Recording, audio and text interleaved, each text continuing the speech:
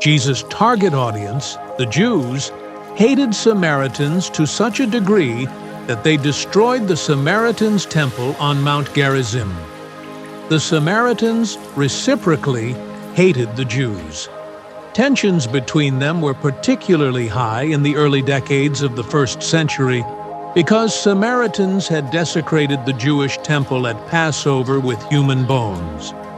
Due to this hatred, some think that the lawyer's phrase, "the one who had mercy on him," may indicate a reluctance to name the Samaritan.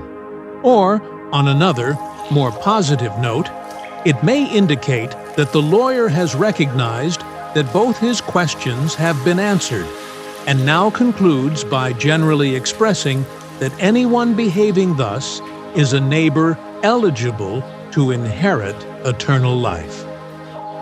As the story reached those who were unaware of its context, the oppression of the Samaritans, and the bitter hatred that Jesus' listeners and Samaritans had for each other, this aspect of the parable received less and less recognition. Uninformed people saw Samaritan as merely a convenient name for that individual, when in fact it stood for hated outsider who worships falsely and desecrates our religion.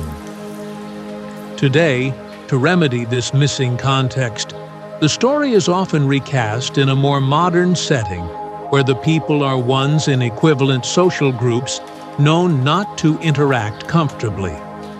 Thus, cast appropriately, the parable regains its message to modern listeners, namely, that an individual of a social group they disapprove of can exhibit moral behavior that is superior to individuals of the groups they approve.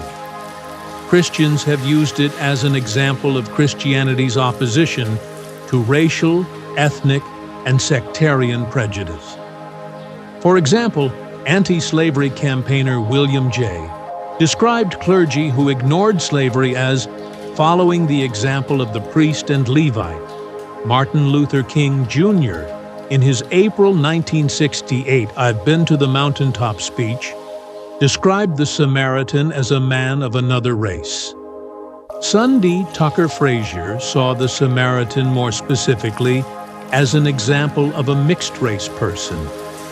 Klein Snodgrass wrote, "On the basis of this parable, we must deal with our own racism, but must also seek justice for and offer assistance to those in need, regardless of the group to which they belong."